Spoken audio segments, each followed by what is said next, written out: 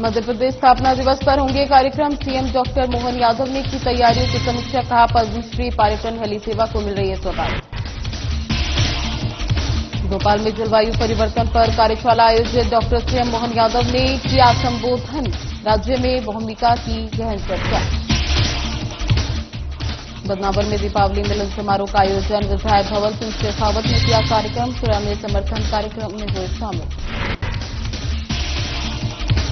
देश के 12 राज्यों में एसआईआर पर काम शुरू। डीएम कैलेर चंद्र विक्रम सिंह के राजनीतिक दल के साथ हुई बैठक। राष्ट्रीय स्वयंसेवक संघ के 100 वर्ष पूरे होने पर कार्यक्रम बरनावद में किया गया पथ संचालन। ग्रामीणों ने पुष्प वर्षाकर जोरदार स्वागत किया। नमस्कार, आपका स्वागत है। मैं हूं आपके साथ ज्योति निषाद। बुलेटिन की शुरुआत करते हैं। मुख्यमंत्री डॉक्टर यादव ने मध्य प्रदेश स्थापना दिवस कार्यक्रम की तैयारियों की समीक्षा की। वहीं सीएम ने जानकारी देते हुए बताया कि मध्य प्रदेश के स्थापना दिवस पर प्रदेश को पीएम श्री पर्यटन हेली सेवा की महत्वपूर्ण सौगात मिल रही है। 1 नवंबर को भोपाल से उज्जैन हेलीकॉप्टर रवाना होगा। ये सांकेतिक शुरुआत होगी और नवंबर माह में ही नियमित रूप से पर्यटकों और श्रद्धालुओं के लिए हेलीकॉप्टर सेवा संचालित होगी। इस सेवा की विशेषता ये है कि मध्य प्रदेश पर्यटन के माध्यम से पर्यटकों और श्रद्धालुओं को रहवास और स्थानीय ट्रांसपोर्ट की सुविधा भी प्रदान की जाएगी। मध्य प्रदेश में 3 विभिन्न क्षेत्रों के लिए हेलीकॉप्टर सेवा संचालित की जाएगी। इसके साथ ही प्रदेश के 9वें एयरपोर्ट उज्जैन के लिए 1 नवंबर को अनुबंध से संबंधित कार्रवाई पूर्ण कर ली जाएगी।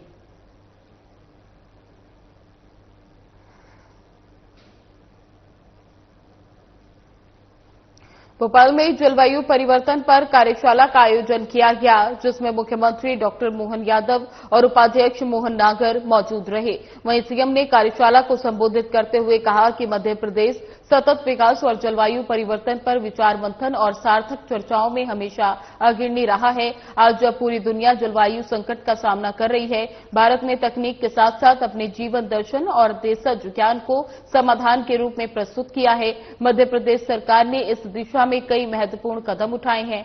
वर्ष 2013-14 में जलवायु परिवर्तन और सतत विकास पर राष्ट्रीय संगोष्ठी और 2014-15 में राष्ट्रीय सम्मेलन का आयोजन हुआ, जिसमें विशेषज्ञों, प्रतिनिधियों और संगठनों ने भाग लिया। साल 2015-16 में उज्जैन में विचार महाकुंभ का अंतर्राष्ट्रीय आयोजन हुआ, जिसमें प्रधानमंत्री नरेंद्र मोदी और श्रीलंका के राष्ट्रपति की उपस्थिति रही और 51 सूत्रीय संदेश जारी किए गए। वर्ष 2024 में भोपाल में COP29 के पूर्व प्री कॉप का आयोजन किया गया, जो भारत में राज्य स्तर पर अपनी तरह का पहला आयोजन था। इस कार्यक्रम में राज्यों की भूमिका पर गहन चर्चा हुई और इसकी रिपोर्ट बाकू में जारी की गई। अब आगामी COP जो नवंबर 2025 में ब्राजील के बेलम में आयोजित किया जाएगा, विशेष महत्व रखता है, क्योंकि ये पेरिस समझौते की 10वीं वर्षगांठ के अवसर पर उसके लक्ष्यों, उपलब्धियों और चुनौतियों की समीक्षा का समय होगा।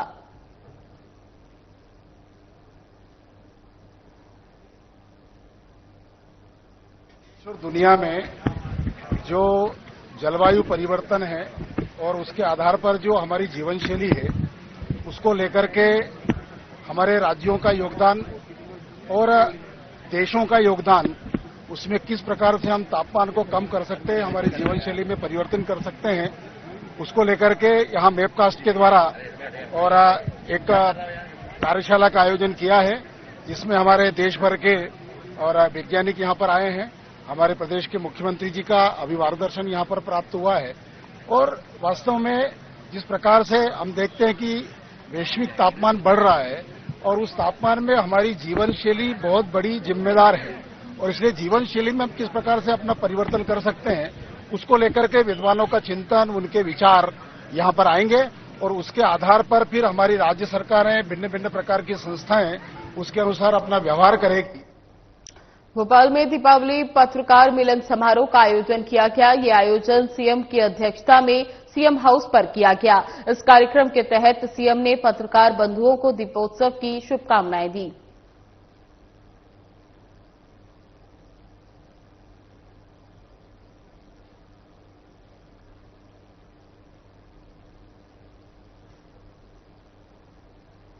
साइबर अपराध की रोकथाम को लेकर सीएम यादव ने बोलते हुए कहा कि पीएम मोदी के नेतृत्व में पूरे देश में साइबर अपराध रोकने के लिए अक्टूबर माह में अभियान चलाया जा रहा है। नई तकनीक के उपयोग के साथ आने वाली चुनौतियों और दुरुपयोग को रोकने के लिए यह अभियान उपयोगी साबित होगा।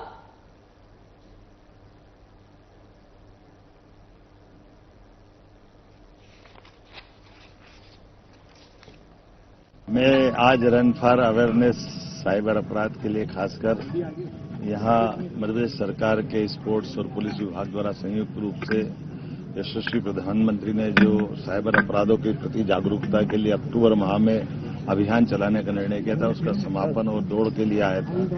और इस अभियान के माध्यम से एक तरफ हम जब नई तकनीक अपनाने की तरफ लोगों को प्रेरित करते हैं, तो उस तकनीक की चुनौतियों से जिसका दुरुपयोग होता है, ऐसे अपराधों को रोकने के लिए ये बहुत अच्छा अभियान चलाया गया।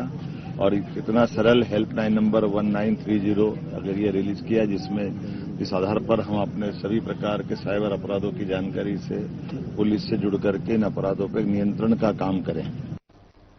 मुख्यमंत्री डॉक्टर मोहन यादव ने मध्य प्रदेश पुलिस द्वारा साइबर सुरक्षा और जागरूकता के लिए आयोजित रन फॉर साइबर अवेयरनेस को अटल पथ स्थित प्लेटेनियम प्लाजा से झंडी दिखाकर रवाना किया।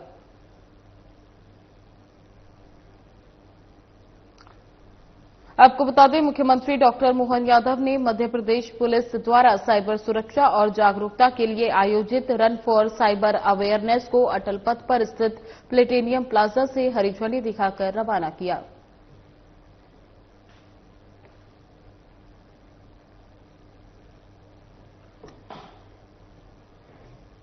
विधायक भंवर सिंह शेखावत द्वारा आयोजित दीपावली मिलन समारोह में दूर दराज के क्षेत्रों से भी बड़ी संख्या में लोग शामिल हुए, जिसमें पुराने समर्थकों की भी उपस्थिति देखी गई।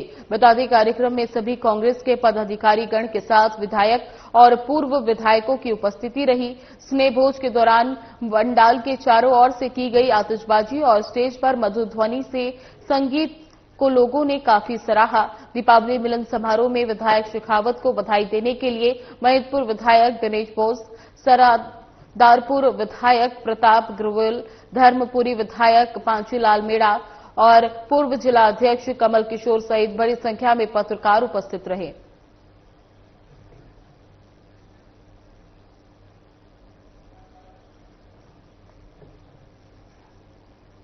मध्य प्रदेश सहित देश के 12 राज्य आज से एसआईआर पर काम शुरू कर रहे हैं। इसी को लेकर राजधानी भोपाल के कलेक्टर कार्यालय में राजनीतिक दलों के प्रतिनिधियों के साथ बैठक हुई, जिसमें भोपाल कलेक्टर कैलाशेंद्र विक्रम सिंह ने सभी को एसआईआर की जानकारी दी।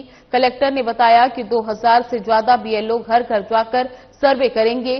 2003 की वोटर सूची में जिनका नाम नहीं है, उनको 12 प्रकार के दस्तावेजों को दिखाना होगा।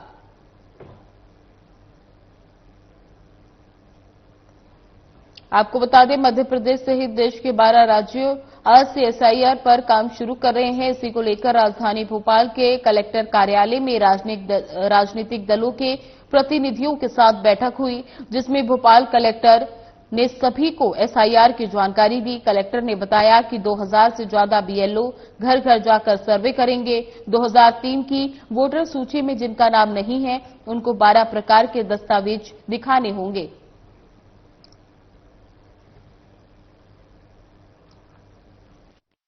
कार्य किया जाना है, उसके संबंध में आज स्टैंडिंग कमेटी की बैठक हुई है और भारत निर्वाचन आयोग के द्वारा 27/10/2025 को इसके संबंध में जो विस्तृत दिशा निर्देश जारी किए गए हैं, उसी के तारतम्य में आज हम लोगों ने राजनीतिक दलों की बैठक करके और उन्हें डिटेल्ड में जो भी इंस्ट्रक्शन हैं, जो भी प्रक्रिया है, उसके बारे में जानकारी दी गई है। इसमें सभी जो हमारे बीएलओ है वो हर घर में 3 बार विजिट करेंगे और गणना फार्म, इन्यूमरेशन फॉर्म जो है सभी लोगों को प्रदान करेंगे। जो टाइमलाइन है वो ये है कि घर घर जो है 4 नवंबर से 4 दिसंबर तक विजिट करेंगे और 9 दिसंबर को प्रारूप मतदाता सूची का प्रकाशन होगा और उसके बाद 9 दिसंबर से 8 जनवरी 2026 तक दावे और आपत्तियां लिए जाएंगे। सुनवाई और प्रमाणीकरण का काम 9 दिसंबर से 31 जनवरी के बीच होगा और जो फाइनल पब्लिकेशन मतदाता सूची का होगा वो 7 फरवरी का होगा। सभी जो हमारे राजनीतिक दल थे उनको विस्तृत मीटिंग में बीएलए के संबंध में, दूसरे प्रावधानों के संबंध में डिटेल्ड प्रेजेंटेशन प्रदान किया गया है। उप मुख्य निर्वाचन पदाधिकारी राम प्रताप सिंह जौदौन ने बताया कि प्रदेश में 4 नवंबर से 4 दिसंबर 2025 तक घर घर जाकर मतदाताओं से गणना प्रपत्र भरे जाएंगे। मतदाताओं को इन फॉर्म में अपनी पूरी जानकारी देनी होगी। इसके बाद 9 दिसंबर को प्रारूप मतदाता सूची प्रकाशित की जाएगी, जिसके साथ दावे और आपत्तियां की प्रक्रिया शुरू होगी, जो 31 जनवरी 2026 तक चलेगी। वहीं 7 फरवरी 2026 को अंतिम मतदाता सूची जारी की जाएगी। मुख्य निर्वाचन अधिकारी ने बताया कि प्रत्येक तहसील के लिए सहायक निर्वाचन पंजीकरण अधिकारी नियुक्त किए गए हैं, जबकि जिला मजिस्ट्रेट प्रथम अपील और मुख्य निर्वाचन पदाधिकारी द्वितीय अपील की सुनवाई करेंगे। इस प्रक्रिया में बीएलओ 3 बार मतदाताओं के घर जाएंगे, पुराने एसआईआर डेटा से मिलान करेंगे और मृत या स्थानांतरित मतदाताओं की पहचान करेंगे।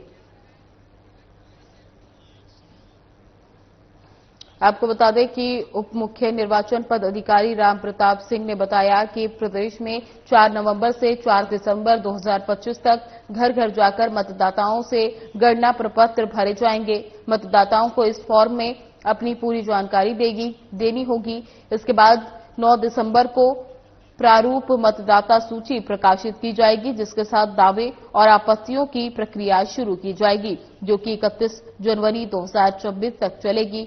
वहीं 7 फरवरी 2026 को अंतिम मतदाता सूची जारी की जाएगी।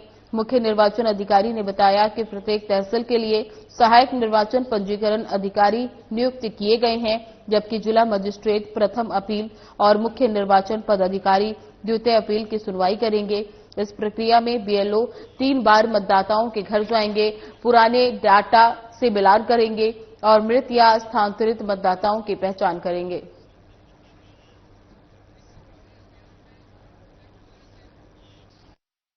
एसआईआर की जो समय सारणी बहुत महत्वपूर्ण है। समय सारणी एक बार मैं दोबारा बता देता हूं।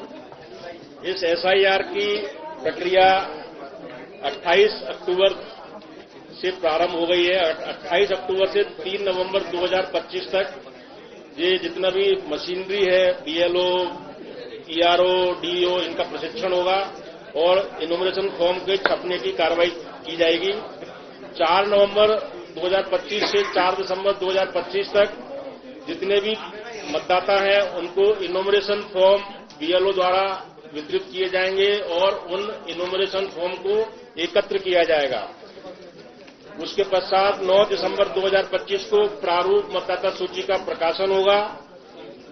उस प्रारूप मतदाता सूची पर कोई भी दावे और आपत्तियां 9 दिसंबर 25 से 8 जनवरी 2026 तक प्रस्तुत कर सकेगा। सुख समृद्धि ऐश्वर्य का पर्व छठ पूजा धूमधाम से भोपाल में मनाया गया। इस मौके पर भोजपुरी समाज के लोगों ने निर्जला व्रत रखा और शाम को सरोवरों के किनारे पहुंचकर विशेष पूजा अर्चना की। सर पर पूजन सामग्री की टोकरी लेकर और गीत गाते हुए महिलाएं सरोवर पहुंची। यहां छठ माता को अनार, केले से आंवला, सिंघाड़ा, संतरा सहित विभिन्न प्रकार के फलों का भोग अर्पित किया। इसके बाद मौसमी फल, मिठाई, विभिन्न प्रकार के पकवान टोकरी और सूप में लेकर सरोवर में पानी में खड़े होकर डूबते सूरज को अर्घ्य दिया गया। छठ पूजा का आयोजन भोपाल में 50 से अधिक स्थानों पर किया गया, जिसमें 5 नवंबर घाट, कालियास्रोत नदी और आवधपुरी काली मंदिर, शीतलदास की बगिया सहित 28 खेड़ा डैम, हमराही पार्क सहित कई जगहों पर आयोजन किया।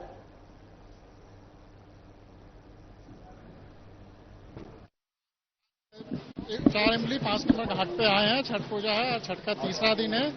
डूबते हुए सूर्य को अर्घ्य दिया जाता है और कल सुबह फिर उगते हुए सूर्य को अर्घ्य दिया जाएगा। उसके साथ ही सारी महिलाएं अपना व्रत तोड़ेंगी। यूपी से बिलोंग करती हूँ, लेकिन मेरी शादी बिहार में हुई। मेरे पति ये मेरे पति हैं और इनका छपरा मेरा ससुराल है। बट इस पर्व को देख के ऐसा लगा ही नहीं कि कभी हम लोग इससे नहीं मिले हैं। बहुत जुड़े हुए हैं और सब कुछ मैंने ससुराल में देखा और सुना है, लेकिन हम दूर हैं। लेकिन उस दूरी को मिटाने के लिए ये आज 5 नंबर पे आके सूरज को अर्घ दिया और हम भी लेके आए थे अपने लिए थोड़ी छोटी सी थाली। आज ये छठ का पर्व है और आज की खासियत ये है कि छठ माई का मूर्ति लगी थी पहले, लेकिन मंदिर रूप में आज इसका लोकार्पण हो गया है और यहाँ रोज छठ माई के भक्त आके पूजा कर सकेंगे। और ये हिंदुस्तान में इस तरह के केवल 4 मंदिर हैं और भोपाल में 3 मंदिर यहाँ पर है, एक प्रेमपुरा में, एक भीमनगर। तो ये छठ माई की कृपा, और यहाँ पे इतने भोजपुरी समाज के लोग हैं, सभी को बहुत बधाई और शुभकामनाएं आज के दिन जानता हूँ। राष्ट्रीय स्वयं सेवक संघ के स्थापना शताब्दी वर्ष के उपलक्ष्य में मोहन बड़ौदिया के ग्राम बरनावाद में एक तृतीयकरण शिव मंदिर के समीप मैदान में हुआ पूजन के उपरांत अतिथियों का परिचय करवाया गया। इस दौरान मचासीन रहे मोहन बड़ौदिया खंड के खंड संघ संचालक सतीश पाटीदार, मंडल कार्यवाह पारसपाल, मालवा प्रांत के संपर्क प्रमुख विवेक दुबे ने बौद्धिक में पंच परिवर्तन के बारे में बताया और संघ की क्यों जरूरत पड़ी इसके बारे में भी विस्तृत जानकारी दी। समाज में कुरीतियों की नहीं बांटने का संदेश भी दिया गया। इसके चलते गांव के मुख्य मार्गों से पथ संचालन निकाला। पथ संचालन में घोष के साथ कदम ताल के साथ स्वयं सेवक चल रहे थे, जिनका जगह जगह पर ग्रामीणों ने पुष्प वर्षा कर स्वागत किया।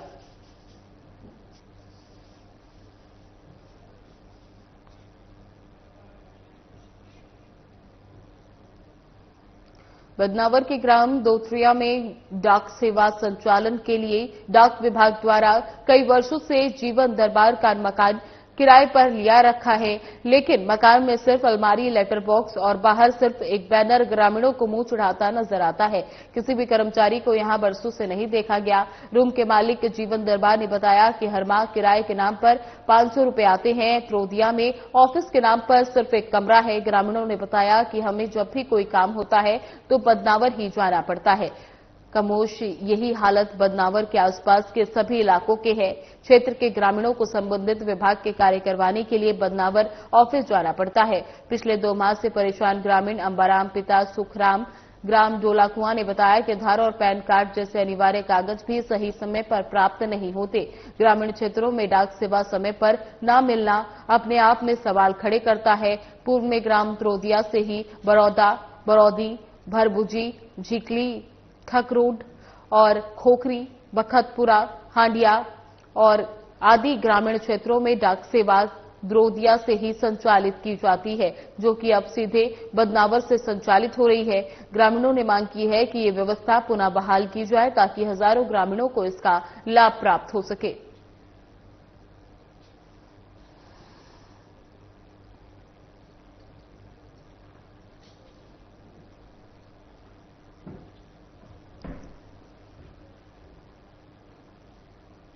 वन परिक्षेत्र बिछुआ और कान्हा की संयुक्त टीम ने कुछ दिनों पहले बाघ की खाल के साथ 3 अपराधियों को गिरफ्तार किया था, जिस पर लगातार अन्य आरोपियों की तलाश की जा रही थी। आज इस मामले पर वन विभाग को बड़ी सफलता मिली। वन विभाग की टीम ने कार्रवाई करते हुए 6 आरोपियों को गिरफ्तार किया। खुलासे में 2 टाइगर के शिकार करने की बात सामने आई है।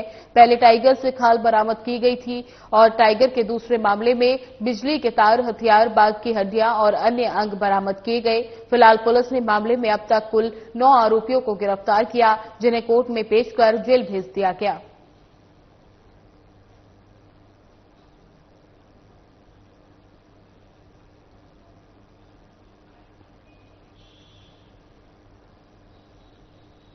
दुष्कर्म और ब्लैकमेल के मामले में फरार चल रहे आरोपी पंकज परिहार निवासी खुद मोहन बड़ौदिया थाना पहुंचा और आत्मसमर्पण कर दिया।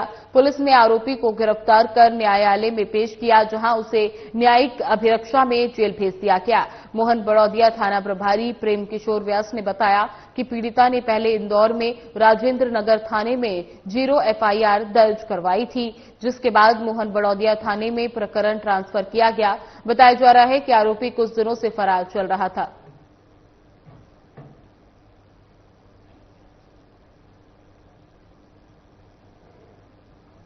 सावन और भादो मास की तरह कार्तिक और अघन माह में भी बाबा महाकाल की सवारी निकाले जाने की परंपरा अनादिकाल से चली आ रही है।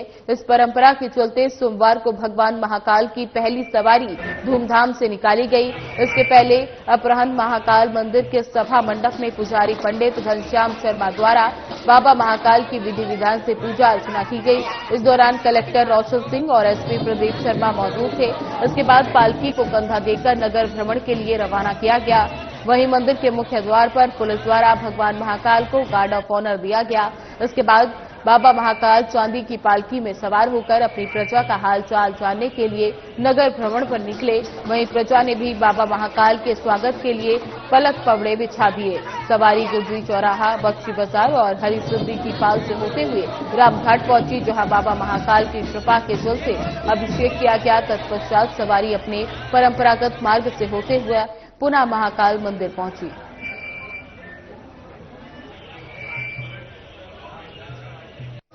आज कार्तिक माह में जो बाबा महाकाल की सवारी है, पहली सवारी है, इसके लिए लगभग 500 से भी अधिक का पुलिस बल थ्रू आउट द सवारी के रूट पे मंदिर में डिप्लॉय हुआ है, रामघाट में डिप्लॉय हुआ है। ट्रैफिक व्यवस्था को कुछ इसके अकॉर्डिंग चेंज किया गया है। गली गली में बैरिकेड्स लगाए गए हैं। जो बड़े चौराहे तिराहे हैं वहां पे बैरिकेड्स की व्यवस्था है। लगातार सीसीटीवी, ड्रोन के थ्रू इसकी मॉनिटरिंग हो रही है। सुरक्षा की दृष्टि से अलग अलग स्थानों पर फायर ब्रिगेड की व्यवस्था रख करके हुई है, मेडिकल कैंप लगा करके हुए हैं और इसी के साथ साथ लगातार हम लोग मॉनिटरिंग कर रहे हैं और पूरा बल अपनी ड्यूटी के लिए रेडी है। महाकाल कार्तिक मास शुक्ल पक्ष का पहला सोमवार बाबा नगर भ्रमण के लिए निकल रहे हैं। बाबा महाकाल मन महेश के रूप में भक्तों को दर्शन दे रहे हैं। कार्तिक का महीना काफी पुण्य का महीना होता है। शिव और विष्णु दोनों का मास कहलाता है, क्योंकि इसी महीने के अंदर भगवान शिव ने वापिस से विष्णु को संपूर्ण पृथ्वी का भार वापिस से किया था वैकुंठ चतुर्दशी के दिन। इसलिए यह महीना काफी महत्वपूर्ण होता है। इसी दरबार के अंदर बाबा महाकाल नगर भ्रमण के लिए निकले हैं। मंडला जिला जेल में बंद एक कैदी के संदिग्ध परिस्थितियों में मौत होने का मामला सामने आया है। मृतक के परिजनों ने घटना पर गंभीर आरोप लगाते हुए न्यायिक जांच की मांग की है। वहीं ग्राम निवासी बैंका निवासी 65 वर्षीय जगदीश पटेल ने जिला कलेक्टर को दिए अपने आवेदन में बताया कि उनका एकमात्र पुत्र अजीत पटेल विगत 1 वर्ष से अधिक समय से दुष्कर्म और पॉक्सो अधिनियम के तहत विचाराधीन मामले पर मंडला जेल में बंद था। परिजनों के अनुसार कुछ दिन पूर्व मृतका की बहन अंजलि पटेल और जीजा संदेश पटेल उससे जेल में मुलाकात करने के लिए गए थे। उस दौरान अजीत पूरी तरह स्वस्थ था और जेल प्रशासन ने उसके अस्वस्थ होने की कोई जानकारी नहीं दी। जगदीश ने बताया कि संदेश पटेल का फोन पर सूचना दी गई कि अजीत पटेल की तबीयत खराब है, उसे जबलपुर रेफर कर दिया है। उसे अस्पताल में भर्ती कराया गया है। परिजन अस्पताल पहुंचे तो ये देखकर स्तंभ रह गए कि अजीत पटेल की पहले ही मृत्यु हो चुकी थी।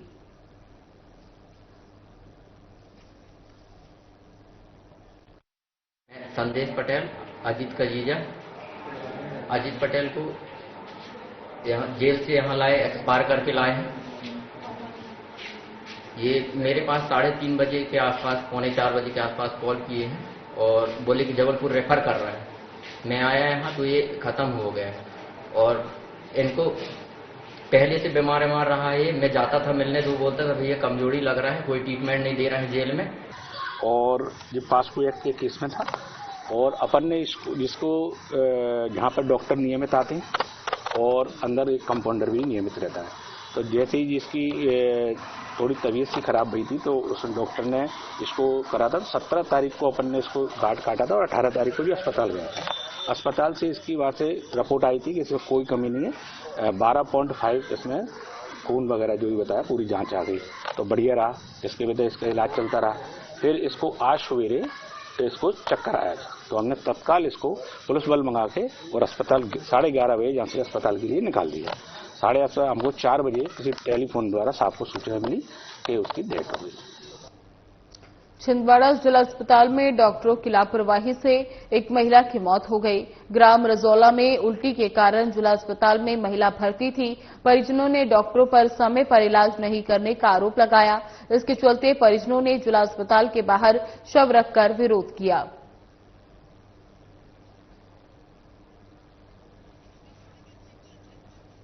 सीरियस कंडीशन होगी तो आप बताइए। तो मैडम ने कहा है कि ये नॉर्मल पेशेंट है। उसके बाद रात भर यही कहानी रही। जब दूसरी बार तकलीफ हो रही थी 5 बजे ये लड़के ने बोला क्या पता क्या बोला, इनने भी बोला है जाके डॉक्टर 5 बजे आकर बोला था कि मैम कि पेशेंट को तकलीफ हो रही है। उन्होंने बोला नॉर्मल है बोले और उन्होंने दूसरों के लिए में से जब उसका इलाज किए हैं सुबह तक मेरे को मैंने बोला रिफर कर दो नागपुर, हम जहाँ ले जाएंगे। मेरे को रिफर पर्ची बनाकर नहीं दिया गया। ये खत्म कितने बजे हुई है? ये सुबह मिनिमम 9 बजे। कार्तिक माह के शुक्ल पक्ष की षष्ठी को सूर्य की उपासना स्वरूप मनाए जाने वाला छठ पर्व का सुबह पानी में खड़े रहकर सूर्य को अर्घ्य देने के साथ ही संपन्न हो गया। सूर्य उपासना के इस अनुपम लोक पर्व में नदी के घाटों में सुबह 5 बजे से ही श्रद्धालु माताओं बहनों की भीड़ दिखाई दी, जिनके लिए जिला और निगम प्रशासन ने पर्याप्त व्यवस्थाएं की थी, जहां सुबह से ही जनप्रतिनिधियों की भी उपस्थिति रही। इस दौरान मुख्य रूप से बिहार, झारखंड, पश्चिम बंगाल, पूर्वी उत्तर प्रदेश और नेपाल के तराई क्षेत्रों में मनाए जाने वाले इस पर्व का उत्साह कटनी में भी भरपूर देखा गया। बढ़िया रहा, अच्छा रहा। एकरा के बहुत धूमधाम से मनावल जाला। छठ पूजा में हर कोई जहाँ भी रहे, जौना राज्य में रहे, वो लोग अपना घरे आवेला छठ पूजा में। जाता है क्या किया आप लोगों ने? क्या छठ के पर्व में माता सीता ने ये पहले ये व्रत किया था और इस अंतिम दिन पे हम लेकर सूप लेकर आते हैं। बांस के सूप से पूजा की जाती है, सूर्य देवता को अर्घ दिया जाता है, छठ माता की आराधना की जाती है। इसी के साथ ये पर्व समाप्त होता है। कितने दिनों का होता है पर्व? ये पर्व 4 दिनों का होता है। एक दिन नहाए खाए होता है पहला दिन, दूसरा दिन खरना होता है, फिर संध्या अर्घ होता है और आखिरी दिन होता है सुबह का। फिलहाल बुलेटिन में बस इतना ही। बने रहे हमारे साथ। नमस्कार।